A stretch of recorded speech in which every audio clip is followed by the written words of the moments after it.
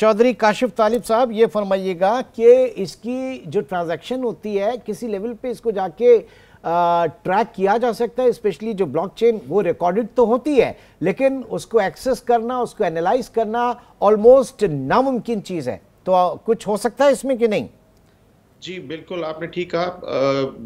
Currencies दो तरह की होती हैं, ब्लॉकचेन्स पब्लिक होती हैं और प्राइवेट होती हैं। जो पब्लिक ब्लॉकचेन्स हैं उसके अंदर तो मैकेनिज्म चूंकि वो रेगुलेटेड होती हैं तो उसमें तो मैकेनिज्म अवेलेबल होता है कि अप टू सम एक्सटेंड उसको ट्रेस किया जा सकता है। लेकिन जो प्राइवेट ब्लॉकचेन के ऊपर करेंसीज बनी हुई हैं उनको ट्रैक करना और उनको ट्रेस करना वो समहाउ वो बिल्कुल जो है ना नामुमकिन हो जाता है। तो agency still they are using couple of analytical tools जिसके जरिए वो इसको ट्रेस करने की कोशिश करती हैं, उनको कहीं ना कहीं कामयाबी मिल जाती है। लेकिन इसकी जो ज़्यादातर जो इसकी फोरेंसिक और बाकी सारा कुछ है वही कन्वेंशनल है कि लोगों को पकड़ा जाता है, वहाँ से ट्रेस होती हैं, फिर आगे चीज़ चलती है। टेक्नोलॉजी को ट्रेस करना और उसको हैक करना वो काफ़ी मुश्किल काम है। ठीक है, आपने शुरू में कहा था कि जनाब डोनाल्ड ट्रंप जब आए, जिस दिन उन्होंने अपना ओहदा सदारत संभाला, उससे पहले डॉलर ट्रंप के नाम से और डॉलर मिलेनिया के नाम से जो है वो मीम कॉइन लेकर आए थे और वो रातों रात जो है बिलियंस में चला गया था। लेकिन वो सिर्फ एक ट्रेंड है, वो फिजिकल उसका कोई बेनिफिट नहीं है, वो सिर्फ एक ट्रेंड है। तो ये इसके ऊपर भी थोड़ी सी जरा बताइएगा हमें। जी देखिए, इसको हमें ना देखना पड़ेगा कन्वेंशनल स्टॉक्स की पॉइंट ऑफ व्यू से भी। जिस तरह कन्वेंशनल स्टॉक जो है वो ट्रेंड करते हैं स्पेकुलेशंस के ऊपर या ट्रेंड्स के ऊपर, तो इसी तरह क्रिप्टो भी जो है इट्स अगेन अ कमोडिटी या करेंसी आप इसको के तौर पे लेते हैं। तो ये स्पेकुलेशंस के ऊपर, फेम के ऊपर, ट्रेंड्स के ऊपर। लेकिन यहाँ पे एक चीज हमें बहुत नोट करनी पड़ेगी कि इसके अंदर रेट ऑफ रिटर्न बहुत ज्यादा है, जिसकी वजह से हर बंदा जो high risk high reward. Sir high risk, उतना ही रिस्क भी तो है सर। वो रिस्क तो है लेकिन रिटर्न भी तो हाई है ना। हाँ। तो वो तो हाई रिटर्न की वजह से लोग फिर हाई रिस्क लेना एक्सेप्ट कर जाते हैं। ठीक है, बात उसके बाद जब लुट पुट जाते हैं तो फिर रोना धोना होता है। जी बिल्कुल ऐसे ही है। बिल्कुल देखिए, आप स्टॉक एक्सचेंज में चले जाएं, जो बड़ी मछली हैं वो हमेशा सेफ रहती हैं। हाँ। जो छोटी मछली हैं वो हमेशा नुकसान उठाती हैं। तो इसी तरह दुनिया में कोई भी बिजनेस होगा, चाहे वो इनलीगल हो या लीगल हो, कुछ भी हो, उसमें जो बड़े शार्क्स हैं वो हमेशा सेफ रहते हैं, because they play safe and sound. Whereas the small जो ट्रेंड सेटर्स हैं या स्मॉल बायर्स हैं वो हमेशा नुकसान उठाते हैं, बिकॉज उनके कंट्रोल में चीजें नहीं होती। तो इसलिए जब तक इसको हम रेगुलेट नहीं करेंगे किसी तरीके से, पाकिस्तान में लोगों को कोई ना कोई तो वे आउट देना है ना, ताकि वो इलीगल एक्टिविटीज को कंट्रोल करें। और चूंकि ये सारा का सारा पैसा बाहर की तरफ है, तो मनी लॉन्ड्रिंग में पाकिस्तान से मैक्सिमम मनी लॉन्ड्रिंग इस वक्त इसके अंदर हो रही है, डिजिटल करेंसीज के अंदर। और उसमें हर किस्म का पैसा है, उसमें नारकोटिक्स का पैसा है, उसमें रिश्वत का पैसा है, उसमें नहीं। तो एक बात ये बताइए काशिफ साहब, fact financial action task force, उसमें बड़ी मुश्किल से उसकी ग्रे लिस्ट से हम निकले और वो एंटी मनी लॉन्ड्रिंग एएफएल और उनके जो लॉज हैं बहुत ज्यादा उसके ऊपर वो फोकस करता है। तो कितनी जरूरत है फिर पाकिस्तान को बहुत तेजी के साथ इस चीज के अंदर आए, और अगर रेगुलेशंस वगैरह बनानी है, क्योंकि पोटेंशियल तो ये कहा जा रहा है कि मेरे ख्याल से कोई 25 अरब डॉलर की कुछ शायद ट्रेडिंग हुई है पाकिस्तान में डिजिटल करेंसी के अंदर। जी ये सारी स्पेकुलेशंस हैं, because nobody knows actually what happened, कितने लोग जा रहे हैं, कितने लोग। लेकिन मैंने आपको बताया कि मेरे नॉलेज में ये है कि स्टूडेंट लेवल के ऊपर जो बच्चे हैं जिनके पास क्रेडिट कार्ड है या पेरेंट्स के यूज करते हैं, दे आर बाइंग क्रिप्टोज, जिसमें बाइनेंस के नाम से एक एप्लीकेशन है, ऑनलाइन पेमेंट्स करते हैं लोग यहाँ पे। जिस तरह अभी डोगर साहब ने भी बताया कि कुछ लोग, बड़े लोग यहाँ पे बैठ के बिजनेस भी कर रहे हैं, उसकी ट्रांजैक्शंस को मॉनिटर करते हैं, इलीगली कंट्रोल करते हैं। तो इसी तरह यहाँ पे बहुत सारे लोग हैं जो कि स्मॉल लेवल स्केल के ऊपर भी ये सारी सर्विसेज स्टूडेंट लेवल्स को पे भी प्रोवाइड कर रहे हैं, because rate of return is very high. तो हमें फेटअप की बड़ी मुश्किल से निकले हैं, लेकिन डेफिनेटली अभी पाकिस्तान की ट्रेसेबिलिटी बहुत ज्यादा अच्छी है, जिसकी वजह से still we are maintaining the process. लेकिन हमें इस सेगमेंट को भी देखना पड़ेगा और इसे रेगुलेट करना पड़ेगा। अगर इसको इसी तरह हम अनटैप छोड़ देंगे, जिस तरह स्टेट बैंक सिर्फ एक सर्कुलर कर देता है और उसमें कहता है जी बैंक जो है वो अलाउड नहीं है कि वो डिजिटल करेंसी का पैसा आ सके या जा सके उन वॉलेट्स में या उन एक्सचेंजेस को आप पैसा भेज सकते हैं, रिसीव कर सकते हैं, तो ये तो मसले का हल नहीं है ना। इसमें तो आंखें बंद करने वाली बात। ठीक है डोगर साहब, जो सबसे बड़ा नुकसान है इस वक्त पाकिस्तान का, क्योंकि इस वक्त जो ड्राइव चल रही है वो फाइनेंशियल इंक्लूजन के लिए चल रही है, आपकी जो ग्रे इकोनॉमी है उसको ख़त्म करने के हवाले से बात करिए, आपको टैक्स बेस को बढ़ाने की। लेकिन ये जितना भी लोग काम कर रहे हैं वो सब टैक्स एग्जम्प्टेड है, एग्जम्प्टेड नहीं है, वो टैक्स नेट के अंदर है ही नहीं। तो ये कितना बड़ा नुकसान है? देखिए मैं समझता हूँ बहुत बड़ा नुकसान है। अगर आप बात करते हैं कि भी क्रिप्टो की, तो इसमें जितने भी लेन देन हो रहा है वो पाकिस्तान में तो हो ही नहीं रहा। ये बताया ना इसी केस से, ये जो अभी जो हालिया जो केस जो हुआ है, कितना कमा रहा था ये बंदा? क्या देखिए इसके तो 2-3 चीज़ें थी। एक तो ये क्रिप्टो के वैसे ही इसकी इन्वेस्टमेंट के अंदर कमा रहा था, बाकी ये तो एक लेक्चर भी देता था ऑनलाइन, और लेक्चर के जरिए जो इनकम हो रही थी, मैंने उनसे पूछा कि आप उसकी टैक्स कहाँ दे रहे हैं? उसका कोई टैक्स नहीं है। तो मे बी यानी अगर टैक्स पेयर ही नहीं है तो कहाँ देंगे आप पाकिस्तान में? वो सारी चीज़ें थी। जहाँ तक आपने कहा ना कि ये आपके पास अगर क्रिप्टो में कुछ या किसी उसमें वैलेट के अंदर पैसे मौजूद हैं, तो ऐसा नहीं है कि वो नज़र नहीं आ रहे। तो अगर आप चाहते हैं उसको, 5-10 मिनट का खेल है ये, तो आपके बैंक जो पाकिस्तानी बैंक अकाउंट्स हैं तमाम में ट्रांसफर ये हो जाते हैं। जैसे उसके अरसलान के साथ हुआ, उनको गन पॉइंट पे लिया, उसके पासवर्ड लिए, उसका मोबाइल लिया, एक एक्सपर्ट उनके साथ पुलिस वालों के साथ मौजूद था, उसने वो तमाम पैसे मुख्तलिफ वैलेट में ट्रांसफ़र किए।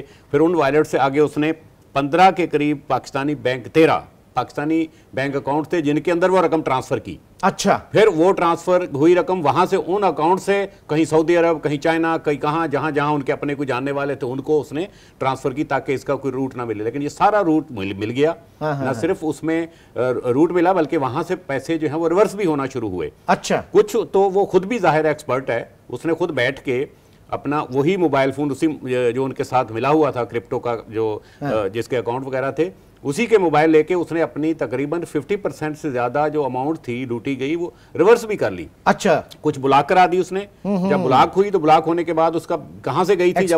एक्सपर्टीज है, वही चल सकता है। वहीं उसकी तकरीबन आधी से ज्यादा रकम जो है वो उसका रिवर्स हो गई उसके अकाउंट्स में। ठीक, अब ये बताइएगा, पहले तो मैं आपकी तरफ आता हूं कि ये जो एक एबनॉर्मल मूव होती है किसी भी बैंक के अंदर ट्रांजैक्शंस के हवाले से, कुछ लीगल फ्रेमवर्क यहां पर भी तो होना चाहिए कि बैंक जी जी जी the state bank, like I said earlier, कि स्टेट बैंक जो है अभी प्रपोजल कंसिडर कर रहा है इसको रेगुलेट करने के लिए। उसके अलावा हमारी इन्वेस्टिगेशन एजेंसीज एक्टिव हो सकती है। उसको कुछ तरीके होते हैं ट्रैक करने के इस तरह के ट्रांजैक्शंस। अभी हम डेवलपिंग स्टेजेस पे हैं। जैसे कि हम ब्लॉकचेन एनालिसिस की बात कर रहे थे। उसके अलावा नो योर कस्टमर KYC भी यूज़ होता है, in which the don't know your customer. यहाँ पर तो ये है ना, इसकी जो ब्यूटी है वो यही है। जब आप बाइनेंस यूज करते हैं तो आपको यूजर नेम एंड पासवर्ड मिलता है। You are the owner of your own vault. You can move money anywhere in the world. कोई उस पर लिमिट नहीं होती है, ठीक है।